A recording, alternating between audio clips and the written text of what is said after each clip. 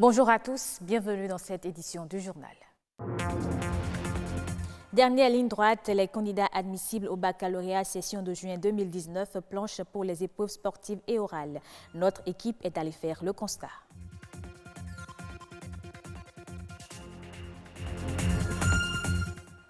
Les citoyens béninois ont de moins en moins des comportements sains envers l'environnement. Ils polluent leur cadre de vie, un constat qui pousse les environnementalistes à la reprise de la répression.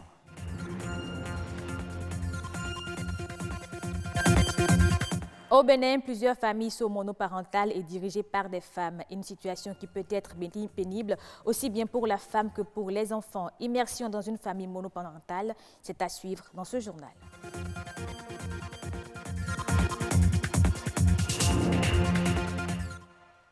Après la proclamation des résultats du baccalauréat session de juin 2019, place maintenant aux épreuves sportives et orales. Très tôt dans la matinée d'hier, les candidats admissibles ont rallié les centres retenus à cet effet. Edwige Agrossou et Osseni Adeleke sont allés faire le constat.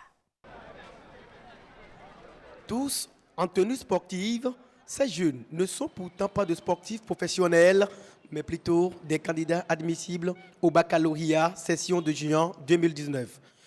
Ici, au centre du Sejolonokoué, où 2700 candidats sont attendus pour subir les épreuves orales, sportives et physiques, l'ambiance est plutôt détendue. À notre arrivée, on avait fait premièrement le grimper à la corde. Deuxièmement, on a fait la course de vitesse. Et troisièmement, on est en train de faire la gymnastique. À l'école, je me sais déjà de faire ces exercices, donc ça n'a pas été difficile. D'une manière ou d'une autre, ça s'est bien passé. Les profs étaient, bon, on ne dirait pas trop serrés avec nous, un peu gentils quand même. Je me suis exercée à faire des gymnastiques. Tout ce qu'on m'avait appris durant l'année scolaire et autres. Mais la seule chose que j'arrive pas à faire, c'est le grimper. Et c'est ça qui me fait un peu peur. Ce qui m'intéresse beaucoup, c'est le grimper car je suis un peu élancé. Autre lieu, autre centre. Au collège Père-au-Pierre, ce sont notamment les candidats des CRCED qui planchent dans les différentes disciplines dont les nôtres serviront à valider leurs réussites. Nous avons 2334 candidats. On a fait la grande partie déjà.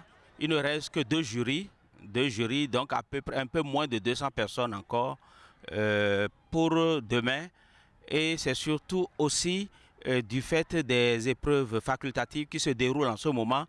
Donc ceux qui ne sont pas venus, mais qui ont eu les épreuves facultatives aujourd'hui, on les attend demain. Il y a le grimper.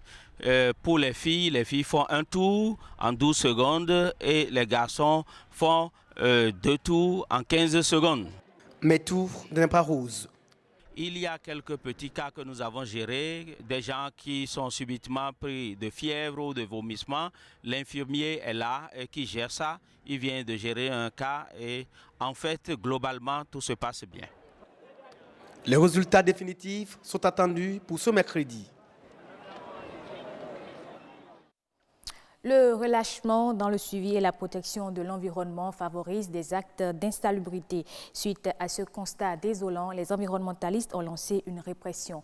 Objectif, amener les citoyens à un changement de comportement. Ismaïla Maman est activiste éco-citoyenneté. Il nous en parle au micro de Gloria Oni. En termes d'écologie, nous avons ce qu'on appelle les 4 R. Nous avons refusé les déchets, réutiliser, quand on l'a dit avec nous, recycler et réduire. Vous voyez? Donc, du coup, les sacs qu'on peut utiliser pour aller au marché, ce sont des sacs souvent réutilisables. Quand vous l'amenez au marché pour acheter, vous revenez à la maison pour le laver. Ça peut être de toutes sortes de matières, mais vous pouvez le relaver et l'utiliser encore plusieurs fois. Il ne suffit pas de 10 ans pour l'utiliser le même sac. Nous allons juste demander aux populations déjà de changer de comportement pour ne pas tomber dans tout ce qui est répression actuellement par rapport à l'insalubrité. Vous savez, tout part de l'achat. Quand vous voulez acheter, si vous ne voulez pas avoir des déchets à gérer après, dès que vous voulez acheter déjà, il faut déjà commencer par acheter moins de déchets. Vous achetez moins de déchets chez vous au marché et arriver à la maison, le tri est facile et la gestion est facile. Maintenant, on aimerait rappeler à chaque population que dehors, c'est aussi chez vous. Donc, l'alternative est simple, c'est les papiers. Les papiers. Il y a des sacs qu'on fait en papier, il y a des sacs qu'on fait en rognier, en tige de rognier ou autre là. Ça, c'est des sacs à utiliser ça. Aujourd'hui, dans le monde, une famille sur 5 est monoparentale, une situation qui peut être pénible pour les parents comme pour les enfants. Au Bénin, dans certaines familles monoparentales, ce sont les femmes qui sont chefs et pour elles, prendre soin de leur progéniture n'est pas chose aisée. Gloria Oni a fait une immersion dans le monde de ces femmes chefs de famille. Voici son reportage. Mariée hier, divorcée aujourd'hui, la famille monoparentale représente les conséquences du divorce, de l'union libre ou encore du décès de l'un des conjoints. Souvent, ce type de famille a à sa tête une femme. J'étais mariée, divorcée et je vis avec les 3 enfants. Très rares sont les femmes qui peuvent désirer le divorce. J'étais mariée avec 2 enfants. Au fil du temps, mon mari m'a abandonnée sans aucun antécédent.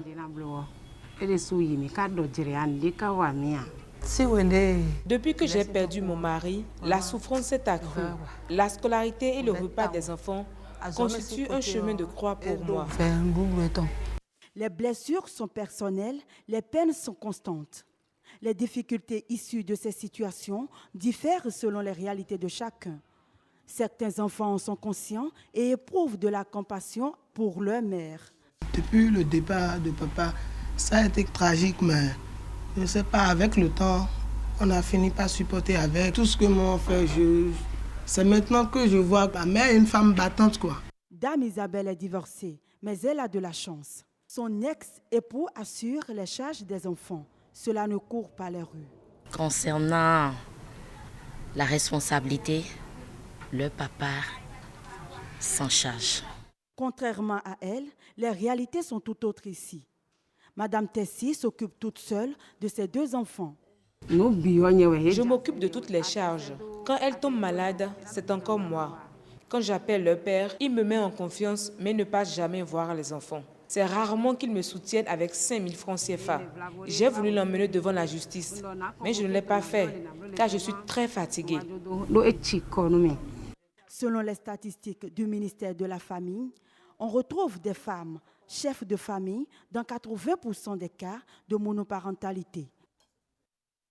Le Togo vient de signer avec la Société financière internationale SFI un mémorandum d'entente relatif à sa participation au programme Scaling Scholar. C'est un programme de la Banque mondiale qui aide les pays à construire les centrales solaires en une durée réduite grâce à la mise à disposition de mesures de facilitation. Ainsi, le Togo ambitionne de mettre en place 90 MW de centrales solaires en 2 ans dans le cadre du programme. Le pays qui a un taux d'électrification de 28% pour une population de 7,5 millions de personnes ambitionne de porter ce chiffre à 115% en 2020 et à 100% en 2030. Toujours au Togo, après 2 ans de suspension, le marché des paysans s'ouvre à Lomé. Il en est déjà à sa 7e édition et vise à faire la promotion des produits locaux. Le marché ambitionne de rassembler plus de 500 visiteurs ou acheteurs autour des stands de produits alimentaires bio. Karine Olanlo de la TVT pour le reportage. Des légumes frais, du poisson, du poulet frais ou fumé, du riz produit au Togo, du chocolat ou encore des boissons locales, on y trouve un peu de tout au marché des paysans. Cet événement, le 7e du genre, vise à faire la promotion des produits locaux. Les exposants, aussi bien que les visiteurs, expriment leur satisfaction face à cette initiative. Le local aujourd'hui a besoin d'être valorisé. Et c'est une opportunité, le marché des paysans. Alors nos attentes, c'est que les Togolais puissent sortir massivement pour d'abord prendre connaissance. D'abord, c'est une promotion. On veut faire qu'ils prennent connaissance des produits locaux, de la valeur, des richesses du terroir. Et puis après, on espère qu'ils pourront comprendre l'importance de consommer ce qui est chez nous. Ce marché, je salue l'initiative. Donc il est très important, rien que pour notre santé et surtout le développement de notre économie. Pour les promoteurs du marché des paysans, Tout est mis en œuvre pour servir ici des produits 100% bio. Ce qu'il faut juste savoir, c'est que chaque Togolais aujourd'hui qui se lance dans la transformation agroalimentaire le fait par respect à l'environnement, à la nature. Ils transforment des matières premières agricoles. Ils ne le font pas juste pour faire. Ils ne mettent pas des additifs. Ils le font de façon très noble, de façon très respectueuse de l'environnement. Donc les produits sont garantis 100% naturels. Les autorités compétentes comptent mettre tout en œuvre pour booster cette initiative qui figure en bonne place dans le plan national de développement PND 2018-2022.